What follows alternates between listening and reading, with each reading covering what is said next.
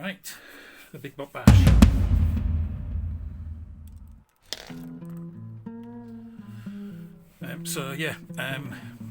Still making stuffs, robot building device, rolling D20s to choose attributes. I don't think I rolled particularly well, or at least it felt like that the first time I looked at everything. I did roll a couple of 13s, I think, in there. But yes, it turned out pretty good. So head unlucky, stick for arms, holy for the body, chunky for the legs, and soldier in terms of flavour. This was my thing that I made last year, and I basically decided I was going to do something the same where the parts could come apart. So recycling we can stood out. Yeah. So I punched that full of holes because that was definitely going to be the body.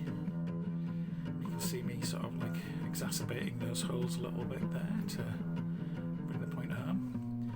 Added some wires. Wanted to add some like details inside the robot as if it had gone around, and then this is me attaching it to essentially the pelvis, which is one of these great little lids that I collect a lot of these. You can see that the head there that I've chosen is going to be the same. They're like the sort of things you get herbs and spices in, and they sometimes have two little flaps on them that are pretty good. I'm making a little top to the body here where the head can fasten on, because I was thinking I can maybe swap heads, so you can see it's got a little spike on there. So that's that, and then I'm making a decision about these chunky legs. So this is going to be a pelvis again that's a separate, so that if I make these legs I can maybe use it on last year's robot as well. Knees, and using greeblies already. Some bits that I picked up at Chilcon, these feet here, that saved me a lot of work, and these bits are from, I think, a robot building kit. You can see the sprue in the background in some of the shots. It's the yellow, white and dark grey sprues there, but I found that in a charity shop, and then these were great for sort of like all the little pistons around the leg. Trying to find new ways for them to join that they were not supposed to join there, but gluing them together, and you can see I used a few of those around that whole calf ankle area.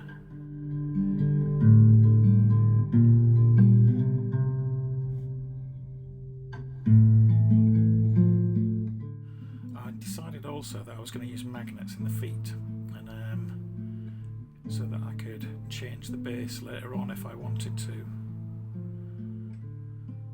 So you'll see how that comes about in a minute. So that's the legs basically made a decision on, and the body's pretty much decided, and the head is for the moment decided.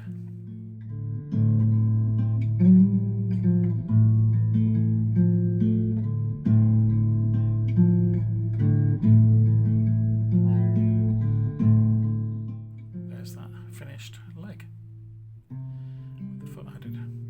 These were bits that I used. I did some designs and had them cut out on a Cricut, and I got loads of them. I've got like an envelope full of these things, so I thought I might use one of those. They're nice little panel shapes, and they're just made of card. This is me making the base. It's a bit of foam core. I just kind of like shave the edges down and then make some relief designs on there. One of the things I thought I'd do with this base is try and, because it's like going to be a war robot, it's been a soldier obviously, was that I'd try and make it look like a tank had driven through the section. So you can see me cutting out this bit here and then just adding in a bit of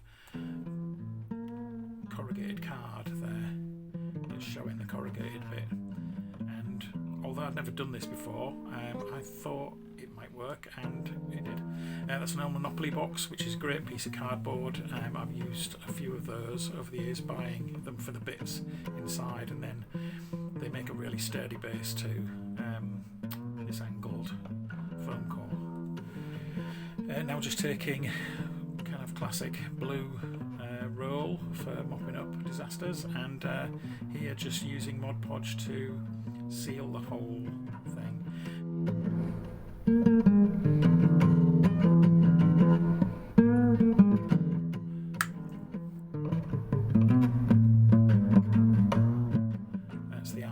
together, and then using some guns off an old toy Jeep, I think, that I must have found in a charity shop somewhere, and basically putting as many of those on this forearm as I can get. And that's added to the huge destructor array that's obviously in the centre of that. That's the main body and everything, and the shoulders are all in place. The shoulders are attached with magnets, that was a bit of a faff, but I eventually did. Then by this point I just wanted to see what it looked like all together, so I took it outside, give it a coat of black, and then sprayed over with a neon orange. Where it says 13 on the side there, that's XIII, it actually looks like it says kill, so maybe that's why he's unlucky. Maybe he tries to make friends and everybody thinks he's going to kill, so they shoot him full of holes. There's another 13 on the side there. I definitely wanted to kind of go for this numbers that you could see from the air, so as if air support are looking for these things and they can tell which one's which. I'm using these acrylic pens to do all the kind of I suppose the decals and highlighting and the chipping on the edges there, using this silver one, and that was just so quick. And obviously it's not as good as doing it by hand with a brush or anything and the kind of thing, but here I was kind of rushed for time. I was trying to do this build in a day and seeing how far I could get in a single day, and this was where I'd got to by the end of play that day. You can see that second arm, which is the stick. I decided that it was going to be some sort of magical outgrowth, which has then turned into a lance, and so that's the stick arm. So we've got holy body, we've got a stick arm, we've got an unlucky head with 13 on it, and we've definitely got some chunky legs there. I'd kind of changed my mind by this point in the project, so I decided I was going to go back to a method I'd used in a previous project by just printing some stuff off and designing Procreate and then Mod Podging these decals onto the actual body. So I kind of gave some of the areas a respray, and here you can see Mod Podge on first, stick the decal down, and then Mod Podge over the top of it to seal it. At the front here I'd built this little piece that looked like a mine, and so I've put the kind of classic forward or front towards enemy there on my decal.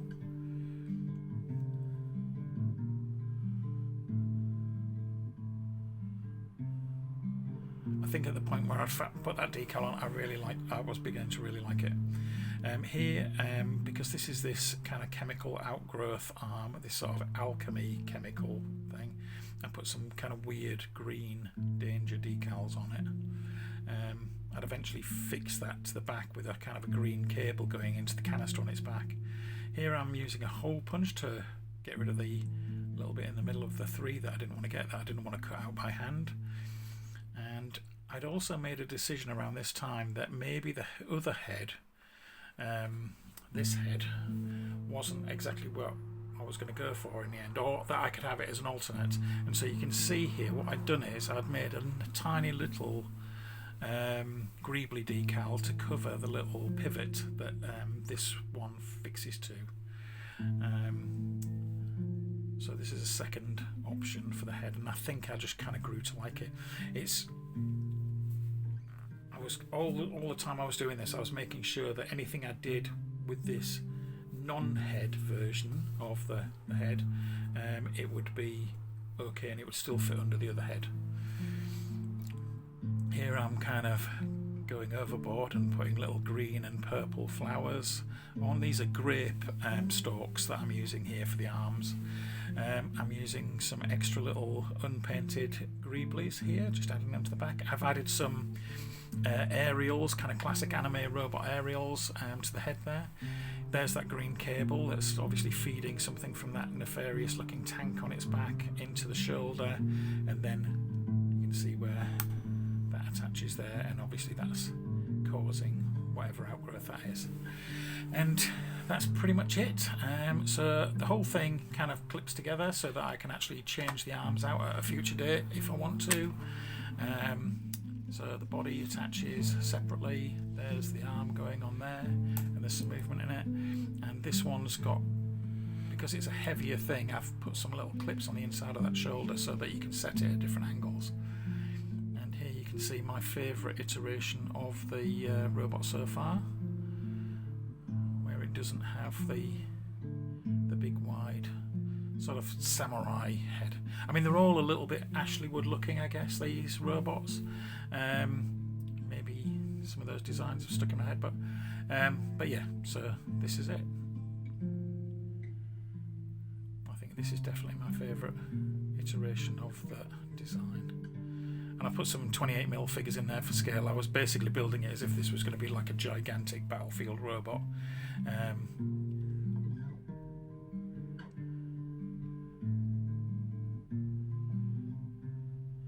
This is taking that off. You can see that pin in the top that I'd left, and then how that head kind of clips on there. And also, if you look there, there's the tripod from the previous year's robot, and then there's the top on this year's legs. So they are kind of completely interchangeable.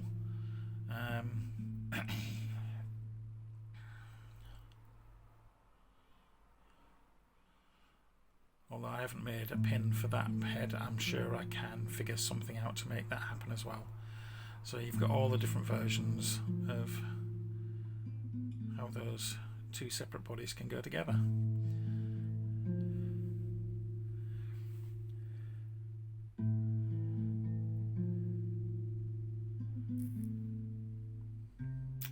And that's really it. That's the BigBotBash for this year, 2026.